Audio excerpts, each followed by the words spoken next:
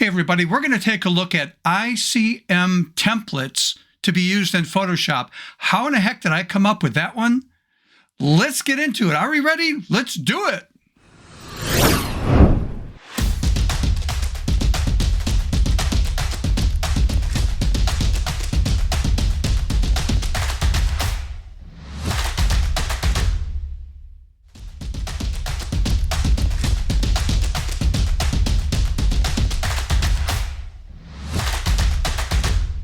Hey everybody, welcome back to my channel. If you're new to the channel, again, this is dedicated to photography and as a photo artist and to push ourselves out to be more creative in our work.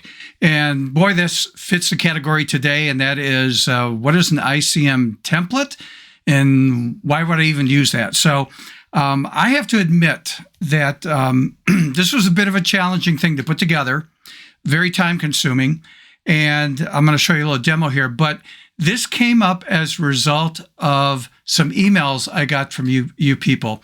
And that was last year, I did a segment on what is ICM photography. Now, if you're new to that, I'll put a link in the show notes. I had to do it in two parts. What is ICM photography? What's some examples? And then I actually went out in the field, took some images using the techniques, come back and tried to put a piece of artwork together for you.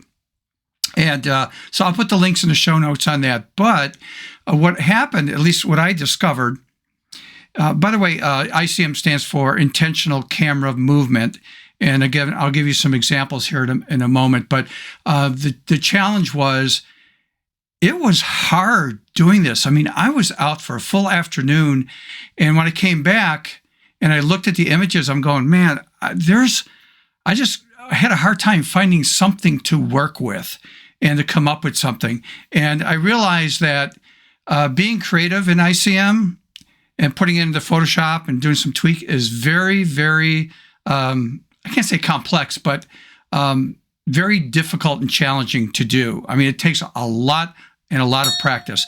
And that's what I got back from you guys. You guys were saying, you know, I love the concept of ICM, but oh my gosh, I went out and tried it and I virtually gave up, Steve. It just took too long and I just didn't come up with anything great.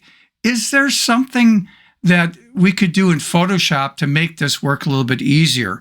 And so that made, the bell go off my head going, gee, I wonder. So I dove in and I worked hard and I've got together a template, actually 3 templates. And before I get into that, let's take a look at some examples of ICM and what you can actually do with these templates. Okay, so with this pulled up, by the way, this is one of the images. I'm actually going to have this available to you on buymeacoffee.com/Stephen Photo Artist. The link will be right here. It'll be in the show notes of the video. But let me just show you what we can do. This is the starting image. Now, again, there's no camera movement because doing this stuff, it was just very, very difficult to come up with anything compelling. But using a template, I came up with something like that. Now, you can get as abstract as you want or pull back if you want on this, but it's really cool the way this is set up. Here's another one. This is going to be in the training session, and this is obviously in London, the Big Ben Tower there. And this is what I came up with. And again, I'm going to demo that for you today in this video to show you the concept of that.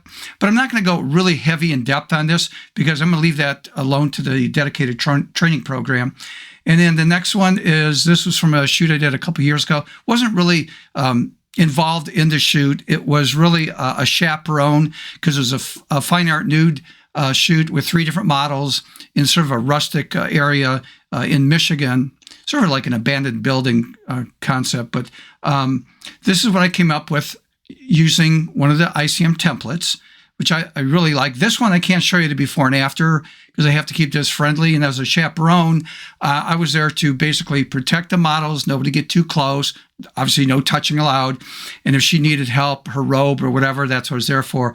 But I was allowed to jump in and take a few shots. And I did about maybe 25 shots the entire day, which most people there as photographers probably did 300, 400, 500 images for that day. But that's what I came up with as an effect using the ICM templates. And then this is one I did, tried to do last year when I went out in the field, and I was just frustrated. I saw this guy, fishing, and I'm going, oh, what can I do with that? And nothing was working for me. So I took this image, which has no camera movement in it, and I came up with this, which I really like. And it was so much easier using the ICM template to do that. So again, another shot I did when I went out to this Kensington Park, and then this is what I ended up with using an ICM template. So that's what I worked on for you guys. Here's another one. And let me show you how this works. You can use this with still life, by the way. Any kind of photography you want, boy, just dive in there and do it. And that's what I came up with on a still life. Okay, so with that out of the way, at least we know some of the before and after effects here. Let's take a look at how this works. So what do we get? Well, first of all, before I do that, go to a website. In fact, let me pull this up. If you go to buymeacoffee.com/Stephen Photo Artist, and again, I'll have the link in the description in the show notes. If you go over here to Extra, this is where some of the people went and purchased the photo mat frames.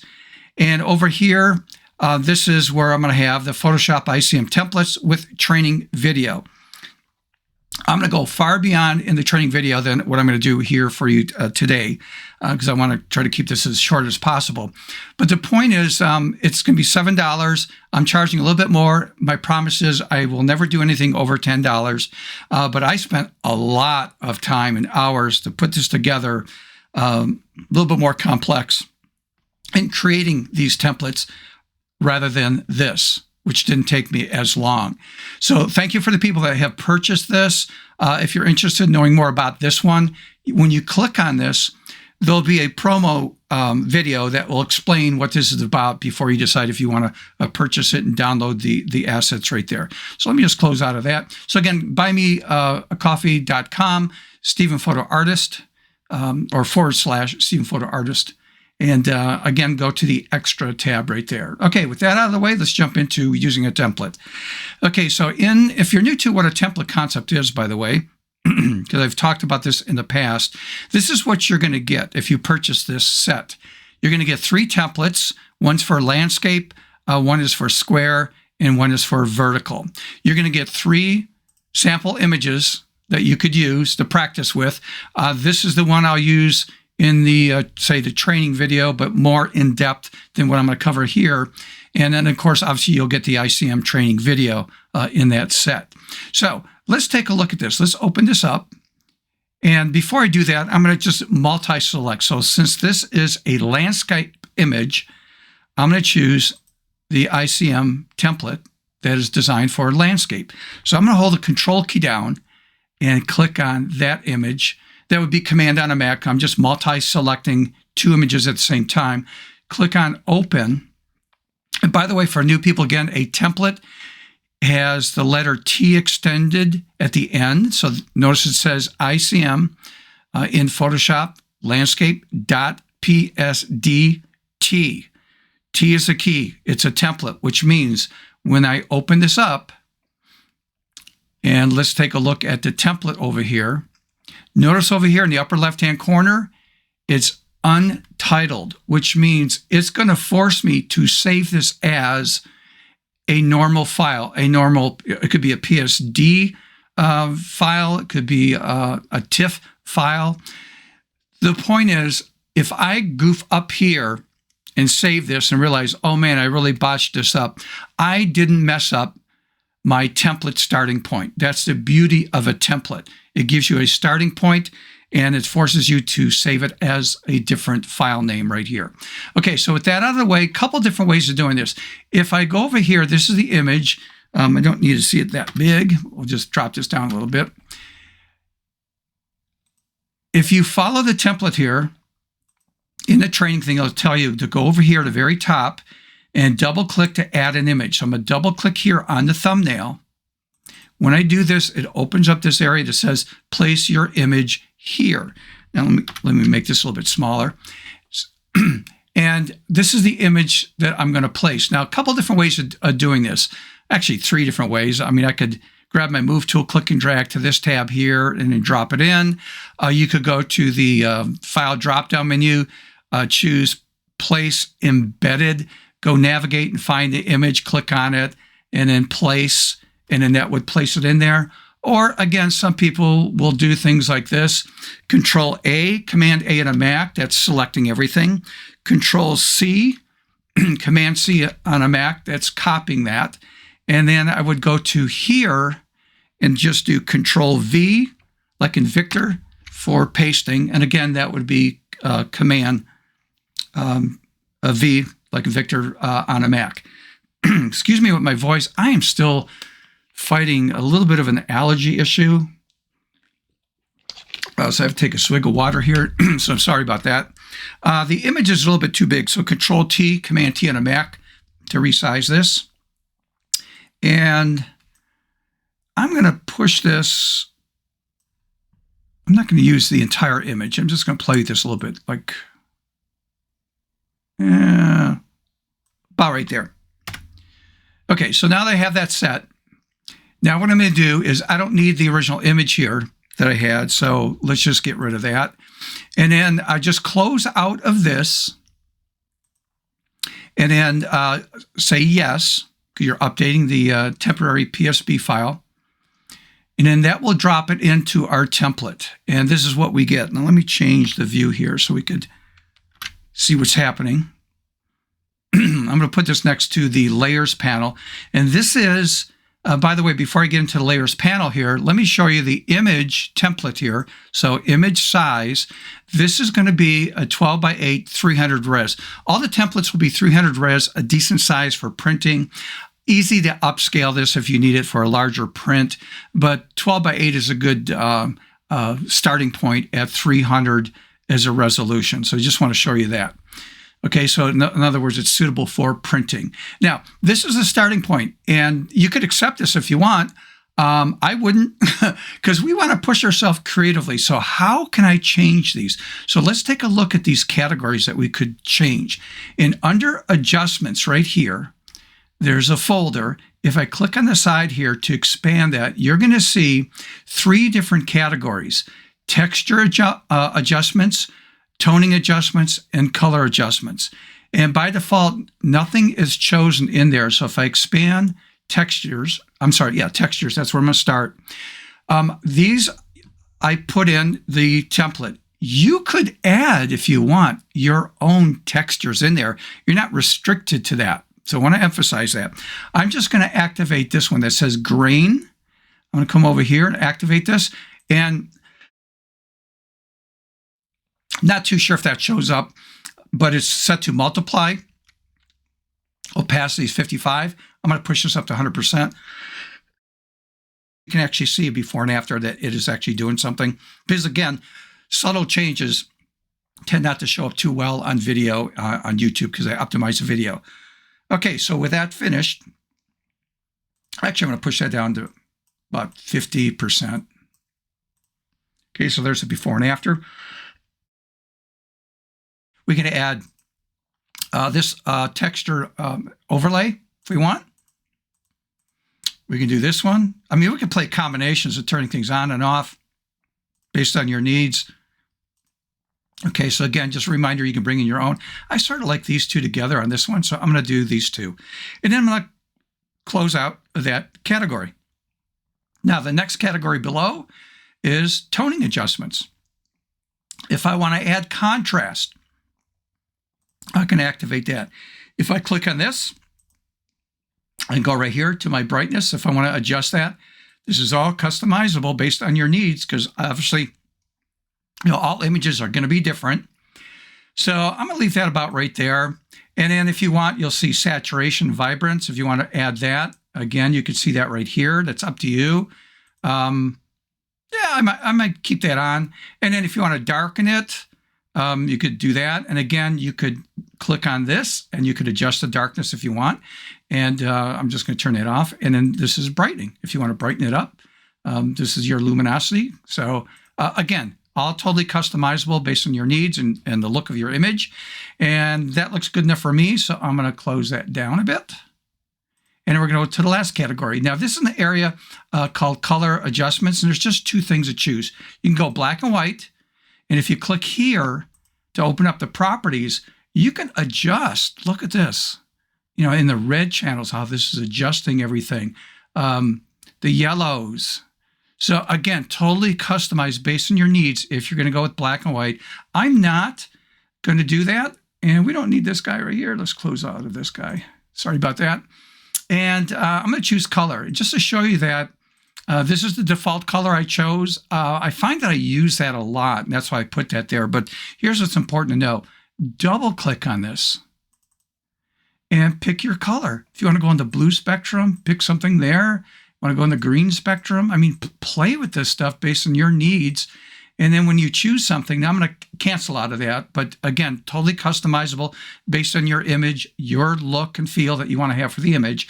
And the setting over here is set to overlay on that color. You could change that in the drop-down menu if you want to play with that. And the opacity is set to 50%. Again, you could increase that, decrease that. Totally customizable based on your needs.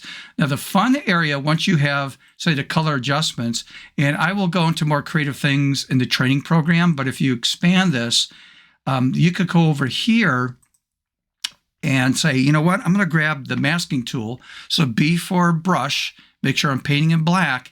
And on this mask right here, I am at 30% opacity on my brush. Again, you could adjust it based on your needs and make sure it's a soft edge brush. And I'm just going to click and drag in this area just to bring in the face of the clock right there. And if I want, by clicking this, I can go to properties over here and I can adjust if I want to feather that out a little bit. You could slide this over to the right based on, you know, your needs, the visual. And then the density of that, if I want to pull that back, more of that blurring is coming back. But I'm going to leave it at 100% right there. Okay, so now we can get down to an area that I'm going to show you how to do cross-hatching and all this stuff in the training video. But I'm going to come down here to one of the motion blurs, double-click on it, click on OK to accept that. And this is set at 120 pixels. And again, it's based on the size of your image, the resolution you're working with. That might be adjusted and changed based on your needs. So you could increase this, more, less, totally up to you. But it starts at 120 all the time. Also, you could change the direction here. If I want to do this maybe on an angle or something like that. And again, I'm going to show you how to do crosshatch and other techniques in the training video that you get with this set. Okay, so I like that. So I'm just going to click on OK to accept that. And so that'll give you an idea of what this template will do. Again, if I hold the Alt key down on this, there'll be option automatic. This is my before, and after. Hopefully this satisfies the people that were contacting me by personal email saying, I love the concept of ICM, but oh my gosh, it is so time consuming and I just can't get anything that looks good. Is there something I can do in Photoshop? And this is the best I can come up with. Something in the template format. Again, you got landscape, portrait, and also a square one.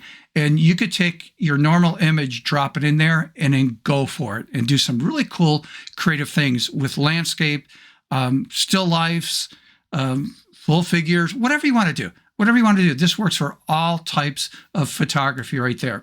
So hopefully this makes sense for you. And again, just quickly, if you go back to, oh, by the way, just if you like the video, please do me a favor, like the video. Please subscribe if you have not subscribed and hit that notification bell the next time I upload a video. You'll get that notification. I try to do everything once a week for you people. And also, let's see, I can't remember where I put that. There we go. And that is buymeacoffee.com/Stephen Photo Artist. You'll see the right here at the bottom of the video. But again, when you go to that website here, this will be your main homepage. Go to extras.